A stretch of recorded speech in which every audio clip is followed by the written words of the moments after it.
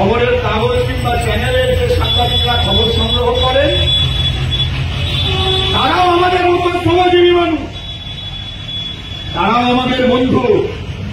তাদের জন্য আমরা লড়াই করছি, আমাদের লড়াই তাদেরও লড়াই। তারা খবর সংগ্রহ করে কি খবর বলেন, তাতে মিডিয়া হাউসে খবর ঠিক হয়, কাগজে, টিভিতে যে প্রচারই করা হোক না কেন, সময় যত এগোচ্ছে গোটা ভারতবর্ষে এটা পরিষ্কার হয়ে যাচ্ছে যে তৃতীয়বারের জন্য নরেন্দ্র মোদীকে সামনে নিয়ে দিল্লিতে আরএসএস বিজেপির সরকার ফিরে আসবে না।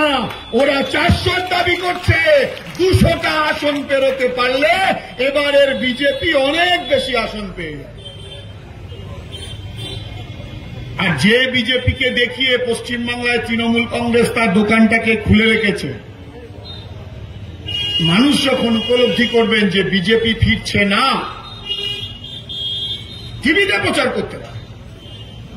সেই জন্য দেখছেন না, ভোটে নামার আগে মোদী কি বলেছিলেন যে এবার 400 বার করবেন। 2 দফা ভোট হয়ে গেছে, সভাপতি বলেছেন আপনাদের সামনে 2 দফা ভোট হয়ে গেছে, প্রায় 200টা আসনে ভোট হয়ে গেছে। 190 না 98 কত যেন হরিদা, 190টা আসনে ভোট হয়ে গেছে। আর কোন রা নাই। তাই লোকসভা ভোটে নামার আগে বলেছিল মোদি কি গ্যারেন্টি। সুকান্তদা বলেছেন যে মোদি কি গ্যারেন্টির মানেটা কি। মোদি কি গ্যারেন্টি মানে আম্বানি আদানির পেট আরো ফুলে যাবে।